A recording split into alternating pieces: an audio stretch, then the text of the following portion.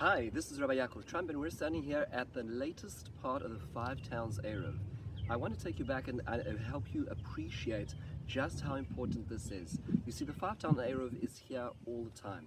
We on Shabbos use it all the time, we don't even realize it. But there's been one area which is actually out of the Eruv and most people are not aware of it, and that is the road that I'm standing on.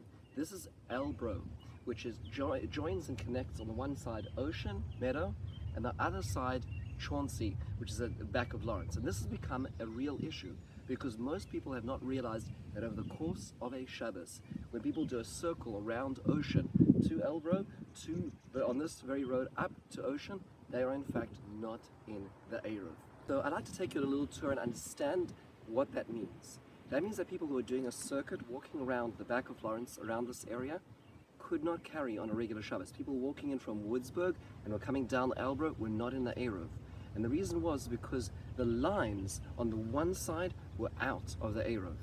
And so for years and years and years, a number of incredible neighbors have been working together.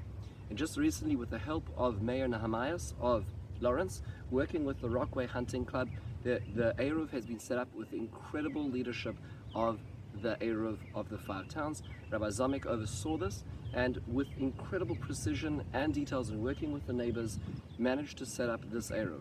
This was financed by the many kind neighbors over here, including one of the non-Jewish neighbors who also financed the part of the fence on his own property, and ensured that this area is now a zikui l'rabim. People can walk up and down and not be carrying. People will come with strollers, because it's now, to get around this other way, you'd have to go for a 10-minute walk in the other direction to circle just to get to Chauncey and Atlantic on the other side of where we stand right now.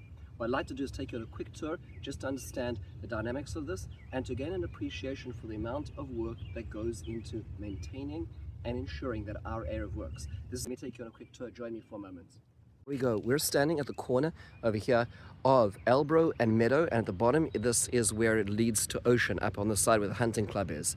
Along the side over here down there is Meadow. That entire street over there was not in the Eruv, neither was this, Elbro. If you look all the way up the street as it joins to Chauncey, this entire street was not in the Eruv.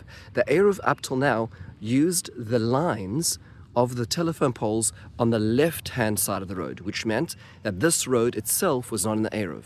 What was done is this fence was made, and it was made with very specific specs, and that was made in such a way that this forms a halachic fence as well. So you'll notice that there are 3 levels, and each of those levels is a significant amount, which is a tafach, and each of these tefachim are within 3 tefachim of each other. It took an incredible amount of work to get to this, so this fence constitutes a halachic fence which will be significant enough for an Eruv.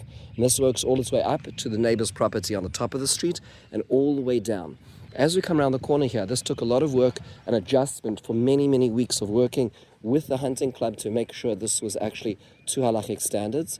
Also making sure that any of the gaps that are in this Eruv, any of the gaps that open up over here, like an entrance over here, is below a 10 amos entrance, because otherwise that would invalidate the fence.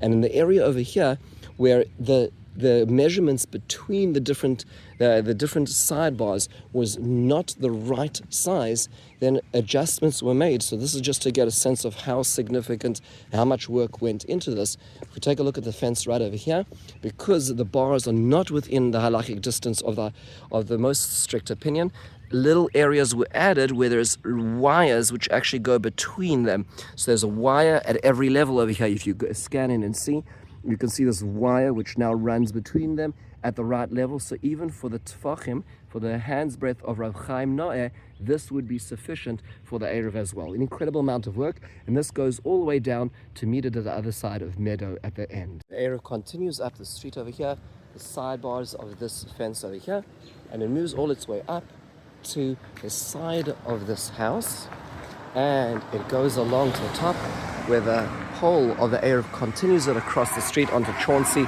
connecting it to our old Eruv, which now allows us the entire of Elbro to be in the... There's an opportunity for us to stop, to say, wait a second, let me check the Eruv map.